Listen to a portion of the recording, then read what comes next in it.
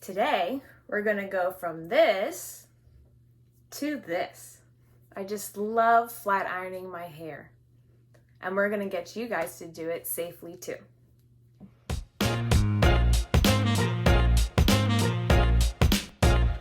I love to flat iron my hair. Flat ironing is one of the first things I taught myself to do before going to beauty school with my hair. And after years and years of frying it off, I'm here to tell you guys and show you guys how to flat iron your hair and not burn it. So here we go. Supplies we'll need today are flat iron. This is the Neuro from Paul Mitchell, and it is my favorite flat iron ever. Paddle brush. This one is from Wet Brush. Love it. Iron guard, as usual, from Chi. And could I do my hair without super skinny? No, the answer is no. Get yourself some super skinny serum.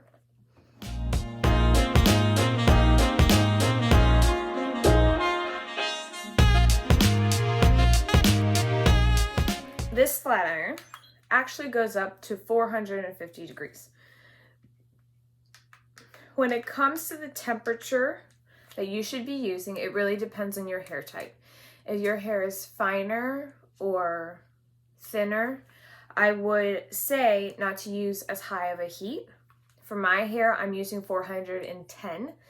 410 gets the frizz out and keeps it smooth for longer, but it's not as damaging as 450. If your hair is more coarse than mine, then I would say try the 450, but work your way up in small increments just to make sure you don't burn your hair.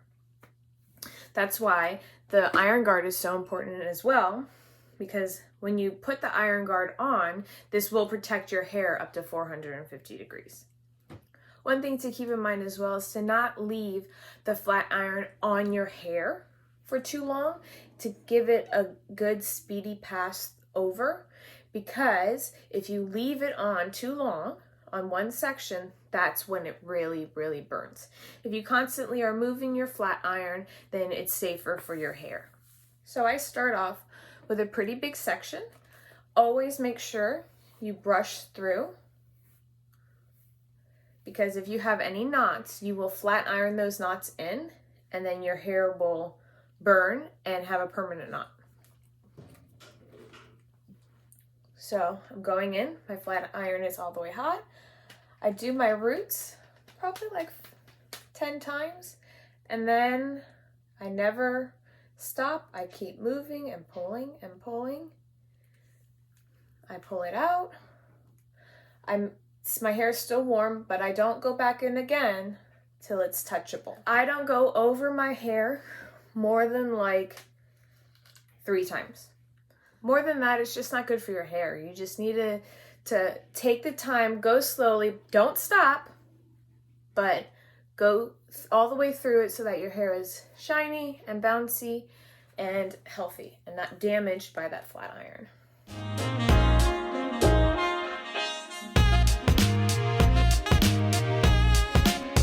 Hairline hair is so sensitive.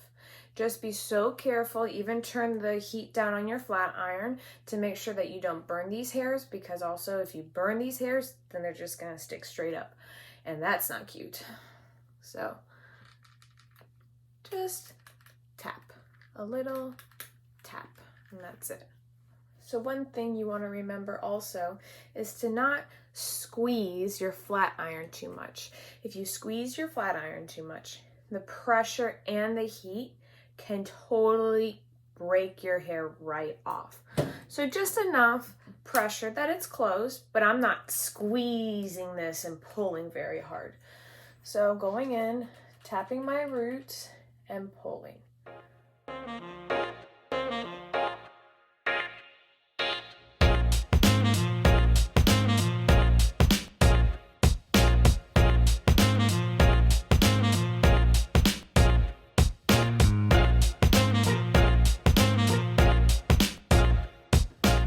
Always remember, be good to your hairline so it is good to you.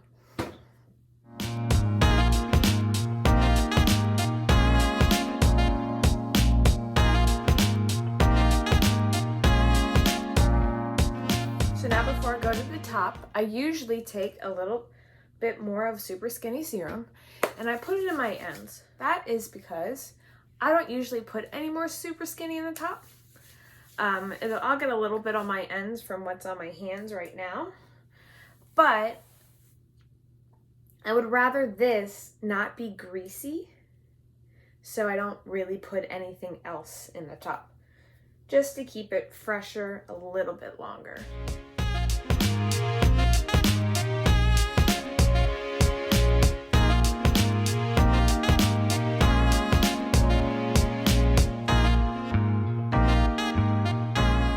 Okay, and that's it. It just takes a little time, a little effort, and my hair doesn't feel dry or brittle or anything. And I just love it. Thanks for watching, guys. Make sure you subscribe and click the like button. Leave me any questions you have down in the comments below, and I will talk to you soon. Bye.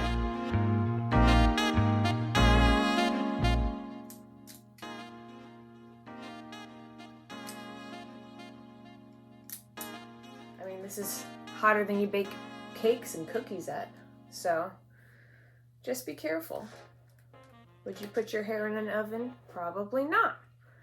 So be careful.